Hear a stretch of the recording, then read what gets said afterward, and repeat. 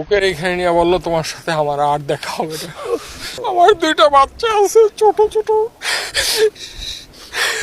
সেই দুইটা বাচ্চাই দিব এলো।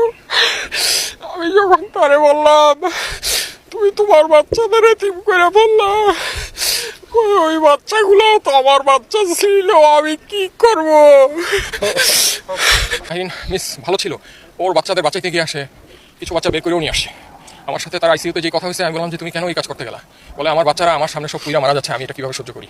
আমি সর্বোচ্চ চেষ্টা করছি বাচ্চাদের, কিছু বাচ্চা বের করছি, আরও কিছু বাচ্চা বের করতে গেছি, এমন সময় এক্সপ্লোশন আরও জোরে হয়ে আমি আর কিছু জানি না। ওর ভিতরে সে নিজে পুইরা নিজে পুরা ভাই 100% বার্ন হয়ে গেছে, পা থেকে মাথা পর্যন্ত চুল। শুধু সে বেঁচে ছিল, একটু কথা বলতে পারছে আইসিইউতে। তারা যখন আইসিইউতে যখন তাকে চিকিৎসা নিছে এবং তাকে যখন লাইফ সাপোর্টে নেওয়ার আগ পর্যন্ত সে লাস্টে একটা কথাই বলছে যে আমার হাতটা একটু ডান হাতটা দিয়ে বলছে আমাকে একটু শক্ত করে ধরো ডান হাতটা।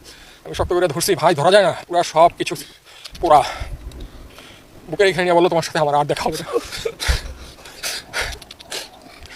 এরপরে ভাই ভেন্টিলেশনে নিয়ে যায়, এর 1-1.5 ঘন্টা পরে কার্ডিয়াক অ্যারেস্ট করে সে পৃথিবী থেকে বিদায় নিয়ে। আর সে আমাদের সবাইকে ফাঁকি দিয়ে চলে। আমার দুইটা বাচ্চা আছে ছোট ছোট, সেই দুইটা বাচ্চাই দিব এলো। আমি যখন তারে বললাম তুমি তোমার বাচ্চাদের এতিম করে বললা, ওই বাচ্চাগুলো তো আমার বাচ্চা ছিল, আমি কি করব?